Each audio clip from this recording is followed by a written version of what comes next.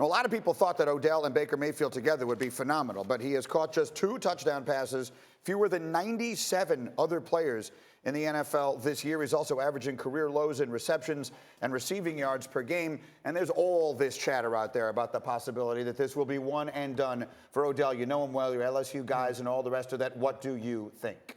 You know, I don't necessarily know what the Cleveland Browns are going to do or what they can get from him, but I think if I was Odell, I would want to leave. And Greeny said I know him. I haven't talked to him about this. This is just me. This isn't the place for him.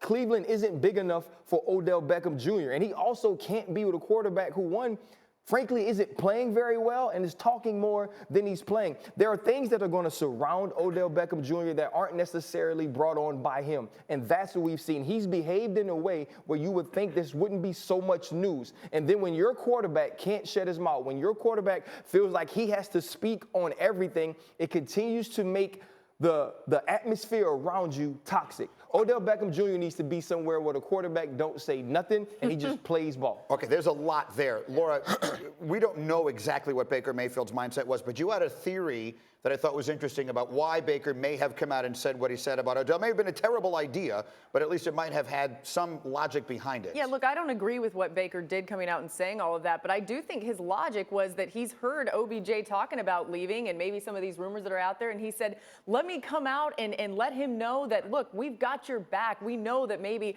the medical staff didn't handle this the way that you wanted him to, whether that's true or not. He was trying to make a public statement so that he could then win over OBJ even more and tell him, look, you got to stay here with the Browns, which was not the right way. He didn't think it through, and that's been a problem with some of his decisions on the field, and certainly his problem with his decisions with the media. But if I'm Odell Beckham, of course I want out. I don't understand how anybody could have a problem with that. He was on track to potentially be the best receiver we have ever seen. Like, up until this season, he was second all-time in receptions per game and also second all-time in yards per game. Like, he was going to be an all-time great, and they are squandering a year of his greatness. They're stealing it from us, and they're stealing it from him because they can't get right. So I don't blame anyone who has a problem with how he's doing it. He's not doing it publicly. Maybe you don't whisper to somebody on the field afterwards. You tell your agent to get it done. But obviously you want out. You're great, and they're stifling your greatness because you know what, though? Stink. That's the thing about being Odell Beckham Jr. We care about private conversations when it comes to him. And I think that's part of his greatness. Is also part of what his personality has been. But I agree with Domonique. The other part of it is it's either Freddie Kitchens to me or Odell Beckham Jr. You need to get someone in there that can get the most out of all of these players, especially him. And if you can't, you are wasting him and wasting money. But can they?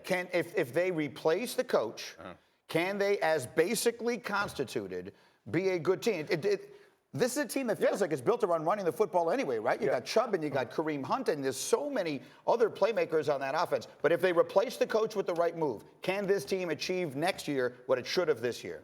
They absolutely have the talent to do so. I think the jury's still out on how good Baker Mayfield can be, but he's certainly good enough for them to be a good team if they get all those things pointing in the right direction, because there is really no glaring weak spot on their roster. You were like, you covered Mayfield in the college football playoff and all the rest of that. I mean, what do you make of us? How badly this has gone? It has gone stunningly badly this year. I'm shocked by it. You know, I was on board with it. I thought Baker would be great this year. I think this is the first time, though, that he's really failed in a moment where he was expected to succeed. And so he's trying to work through that and figure it out and not handling it the right way. I would say, though, if they made some changes, brought in a coach that works better for him, I wouldn't be surprised if he went scorched earth if he still has that same talent next year with That's the coach he wanted, though. It'd be interesting well, they hired him because they thought he worked well with Baker. It'll be very interesting to see if this is a job that coaches are dying to come and get, if indeed they do decide to make the change.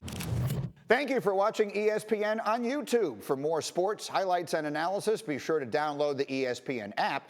And for live streaming sports and premium content, subscribe to ESPN+.